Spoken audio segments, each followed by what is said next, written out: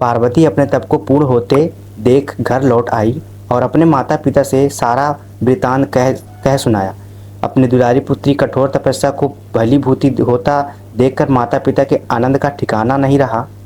उधर शंकर जी अपने सप्तर्षियों को विवाह का प्रस्ताव लेकर हिमालय के पास भेजा और इस प्रकार विवाह की शुभ तिथि निश्चित हुई।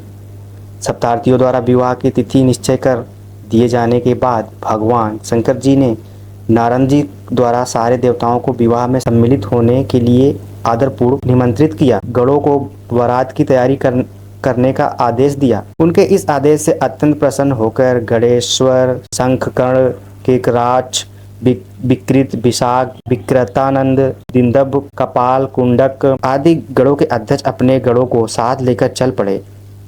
नंदी, क्षेत्रपाल, गौरव आदि गणराज भी कोटि कोटि गणों के साथ निकल पड़े।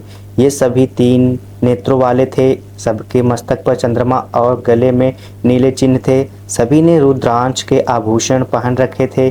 सभी के शरीर पर उत्तम भस्म पुती हुई थी। इन गणों के साथ शंकर जी के भूतों, प्रेतों, पिशाचों की सेना भी आकर सम्मिलित हो गई।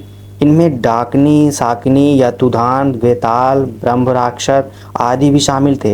इन सभी के रूप, रंग, आकार, प्रकाश, चेष्टाएं, वेशभूषा, हाव भाव आदि सभी कुछ अत्यंत विचित्र थे।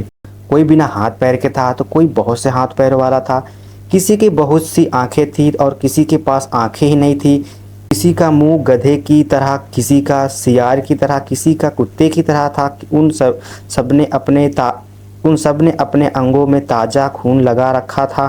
कोई अत्यंत पवित्र और कोई अत्यंत भीभत्स तथा अपवित्र गणवेश धारण किए हुए था। उनके आभूषण बड़े ही डरावने थे। उन्होंने हाथ में नर कपाल ले रखा था।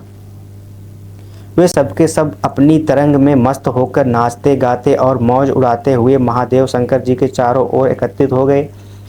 चंडी देवी बड़ी प्रसन्नता के साथ उत्साह मनाती हुई भगवान रुद्रदेव की बहन बनकर वहां आ पहुंची।